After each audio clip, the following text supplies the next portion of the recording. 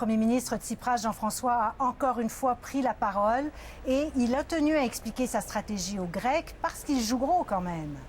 Oui, il joue gros. Alexis Tsipras, il est engagé depuis un bon moment dans un bras de fer avec les créanciers de la Grèce. Et puis tout d'un coup, il sort ce lapin-là de son chapeau. Un référendum, son objectif est clair. Il l'a dit ce soir à la télévision.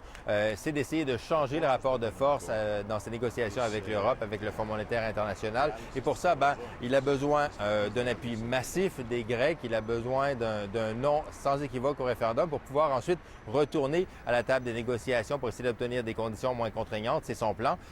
Et ça, c'est un pari risqué parce que le pays est aujourd'hui très, très divisé. Il y a une très grosse majorité de Grecs qui souhaitent aujourd'hui continuer de faire partie de l'Europe, qui souhaitent continuer d'utiliser l'euro. Donc, cette incertitude sur l'avenir du pays, ce risque-là de devoir abandonner l'euro, ça les inquiète.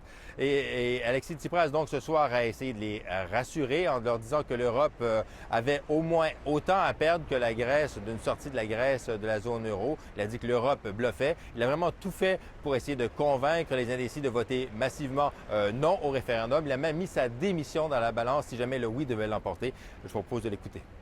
Την απάντηση θα τη δώσει ο ελληνικός λαός.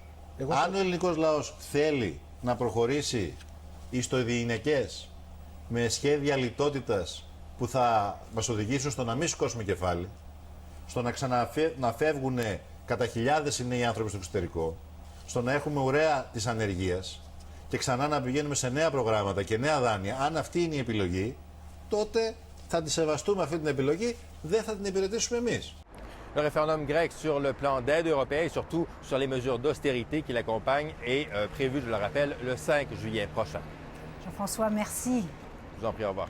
Et maintenant, Gérald, bonsoir. Bonsoir, on est vraiment dans l'inconnu. Alors, est-ce que la Grèce peut sortir de la zone euro sans trop de dommages?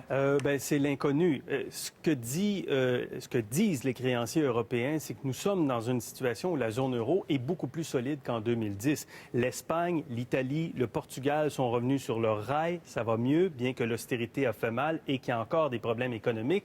Mais la situation s'est améliorée. La Banque centrale européenne dit aujourd'hui, on peut intervenir dans les marchés au besoin si ça devient nécessaire avec de l'injection de plusieurs milliards dans les marchés.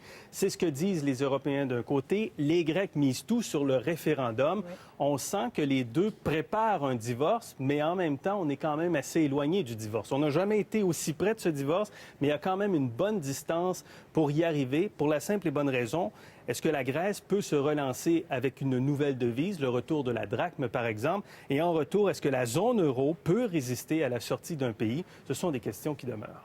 Difficile. Les marchés, en tout cas, expriment leur inquiétude, mais pas de panique. Mais pas de panique. C'est ça qui est important. De l'inquiétude avec des reculs de 3 à 5 en Europe, de 2 à Toronto et à New York. Mais regardez l'euro en progression aujourd'hui de 0,7 parce qu'on est convaincu de la solidité de la zone euro. Mais à Toronto, TSX en recule de façon importante quand même. 300 points, 350 points pour le Dow Jones et notre dollar canadien qui était en baisse aujourd'hui face à l'euro. Alors, on suit tout ça. Merci beaucoup, Gérald. Au revoir. Et pour mieux comprendre comment la Grèce en est arrivée là, je vous invite à consulter notre dossier web à l'adresse que vous voyez à l'écran.